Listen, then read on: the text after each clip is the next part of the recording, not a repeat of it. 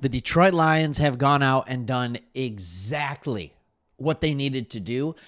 And now they have no noticeable or like crazy glaring holes of any kind on this roster. So here's what we're going to do in this video. I'm going to tell you who the Lions just went out and signed. I'm going to tell you his impact on the team. Then we're going to take a look at the roster. We're going to take a look at the roster heading into the NFL draft. We'll talk about how complete it is. We'll compare it to the roster last year because I'm hearing a lot of fans, all right, and not as much on this channel, but with the beat writers and all that kind of stuff, a lot of fans that are kind of freaking out about what we've done in free agency thus far.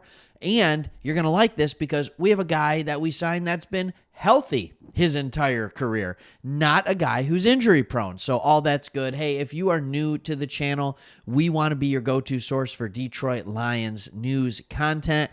We've been doing this for about 2.5 years. Take a look at the video, subscribe if you like it. If you've been here a while, hit that subscribe button. We're pushing for 20,000 subs. Why not? We want to build that base that just allows you to see our videos more clearly when they pop up. It is more likely to show them to you. So let's talk about who the Detroit Lions have signed. News came out that they have signed offensive guard Kevin Zeitler. Thank you. This was the one glaring need. Now, does it take it off the board? Does this take guard off the board for the Lions? Absolutely not. Not in the NFL draft. It's still there.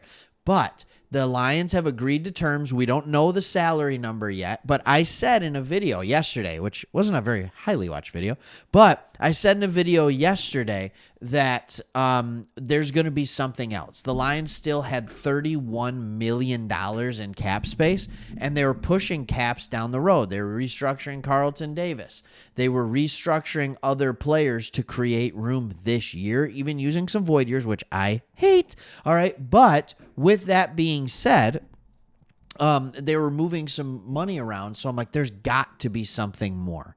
And so insert Kevin Zeitler. Now, if you're not familiar with who he is, this is a guy who's been in the NFL since 2012. He was a first-round pick by the Cincinnati Bengals. He played the first 5 seasons there where he never had a PFF grade under 75. He has been just an elite interior guard. He is a Pro Bowler, and he is phenomenal. He is a good run blocker. All right, that's the word I'm going to use. He is a remarkable pass blocker from the guard position.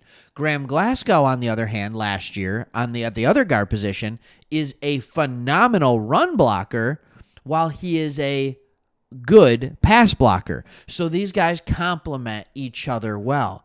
He's played his last 3 years in Baltimore. Before that, he was in New York with the Giants for 2 years, Cleveland for 2 years, and Cincinnati for the first 5.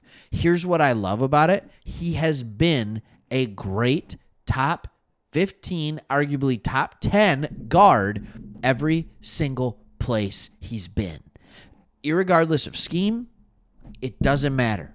In fact, in Baltimore, they went from more of that run, like gap pulling, all of that type of stuff with their run game scheme to a zone blocking scheme last year. All right. Monken came in, put in a different scheme, and he was good in both. Now, I will say he was even better in the more run gap blocking scheme, which is similar to what the Lions run, which is really, really good. This is a guy that has eclipsed 1,000 snap marks in 1, 2, 3, 4, 5, 6, 7 of his seasons. He was over 900 in almost all the rest of them. He has played at least 15 games, I believe, every single season of his career. That's nuts. Like, that's nuts. That's a ton of games. So he brings all of this stuff. He brings all of this experience to the team. Now, I believe he's always played right guard. So that'll be interesting to kind of see where his fit is. It will be really interesting. But here's what I love about it even more. And to do this, I'm going to just pull up real quickly our depth chart. And so I want you to give me a position when you look at it where you feel like going into the draft, we must draft someone for an immediate need. All right, let's start at the top, wide receiver. Callie Freeman, Jamison Williams, Amon-Ra St. Brown. You have Antoine Green. Donovan Peoples-Jones was just re-signed. Could there be improvement there? Yes. Do we need to re-sign something, or do we need immediate help? I'm going to argue no, even without bringing Josh Reynolds back. All right, on the offensive line, Decker, Glasgow, Ragnow, Zietler, Sewell. Best offensive line in football. Period. We need no help. Tight end, Sam Laporta, good to go. QB, Jared Goff, good to go. Running back, Montgomery and Gibbs, really good to go. Best running back tandem in football. Just to be clear. On the defensive line, you got Marcus Davenport. You have DJ Reader. You have Aleem McNeil. You have Aiden Hutchinson. Can you make the argument? You got Josh Paschal here waiting. All right, you got Kaminsky, who's proven that he can play, just took a pay restructure. You have James Houston. Should we probably get someone else? Yup. Do we need to? Nope. It's ready. Linebacker, Alex Anzalone, Derek Barnes, Jack Campbell, Jalen Reeves-Maben, Malcolm Rodriguez. Do we need someone else? Absolutely not. I'd actually be surprised if they drafted someone else. Defensive backs. Let's go corner first. Carlton Davis, Cam Sutton, Brian Branch, Emmanuel Mosley, Amik Robertson. Don't need to get anybody. I'm not saying it's the best ever. It is good, right? It's a good quality, but you don't need to get anybody. Safeties, Iffy and Kirby Joseph. Ifeatu Melifonwu and Kirby Joseph, with Brandon Joseph backing him up. Look, I'm not saying that you don't want depth there, but we're good on starters. This is a complete football team, and we haven't even done the draft, which is what Brad Holmes does best. I want to move into last year's depth chart. All right? I want you to picture this without rookies. Quarterback Jared Goff, we're good. Running back David Montgomery, Craig Reynolds.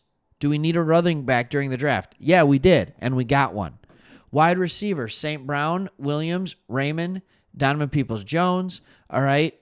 Josh Reynolds was there. All right? Yep. We were good at wide receiver. Tight end, Brock Wright, James Mitchell, Shane Zylstra. We needed a tight end. We still needed one. Offensive line, we were good. All right? Defensive line. All right? Now, this is supposed to be from 03, but when you look at, or 2023, but when you look at last year, it was Hutch, McNeil, and then what? We needed defensive line help. We did. At cornerback, we needed corner help. All right? I mean, we had Mosley, we had Sutton, and then nothing. All right? And we had to bring in Branch. So there were multiple rookies that were drafted that ended up being great players. You had Branch that came in and was a great player. You had Gibbs that came in, was a great player. You had Laporta who came in, was remarkably great of a player. But we needed those guys, and we needed rookie production in order to have a 12-5 season. We still have all those rookies. We've replaced Jonah Jackson with Zietler. Like, we're good. Like, this team is absolutely a complete team. It's a complete team. We've replaced Tyson Alualu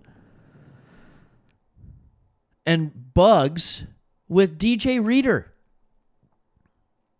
We've replaced a rotating door of Paschal and Kaminsky and Houston with Marcus Davenport.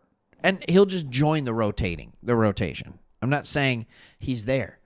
We've replaced Emmanuel Mosley with Emmanuel Mosley and added Carlton Davis and added Amik Robertson.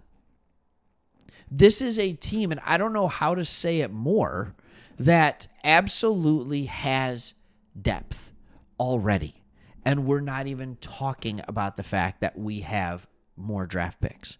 We're not even talking about that. Like, now it's time to almost switch toward the draft, and we're going to get there, and I can't wait to go because the mock drafts are going to be so much fun because I don't care about position. I don't care.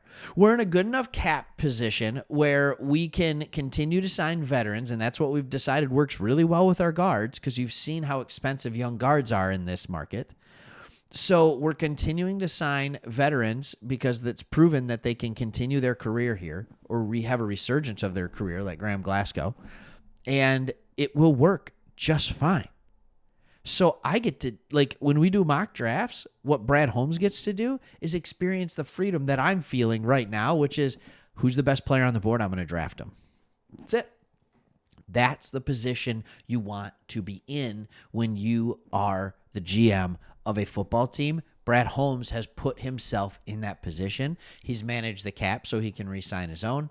This has been really, really good. This is the year where we may have the best team yet, because we've yet to have to pay big money to all of Brad Holmes' draft picks. All right. All of the previous regime draft picks are gone. So we get to start having this fun combination of paying money to the new draft picks, to the young players, I should say, and drafting in high quality talent. I can't wait to see it. If Brad Holmes hits this draft, like, you're going to be hard pressed to find a better team in the NFL this year. I'm just going to go out and say it. All right. Thank you so much for watching this video. Again, if you haven't subscribed yet, go do so. It's been an 11-minute video. If you're still watching, we must be doing something right, I guess. So, yeah. Hey, you just got me this week. Chris is on vacation. He's down there on vacation. I would say having the time of his life, but I think there's a little sickness running through the family, so that's unfortunate for him. But let me know this. Favorite vacation spot? Right? I know for me, all growing up, when you were young, you'd go to on vacation with your parents. We went to Anna Maria Island in Florida. We went to Key West in Florida. Now, as I'm older and I have a family of my own, don't get me wrong, I enjoy the Florida vacation. I do. But I'm starting to understand what I didn't understand before, which is the value of a good in the middle of summer vacation in this wonderful state of Michigan. Going up north, even though I kind of live in a vacation town. We're on the west side, so I kind of live in a vacation town already, but I'm enjoying that. We're going down to Virginia here pretty soon, see some historic stuff. What is your go-to vacation spot, especially if you have kids? I got two middle school and elementary age kid. Where am I going? What am I doing? I want to know. All right, thanks for watching. Looking forward to the comments on vacation. See ya.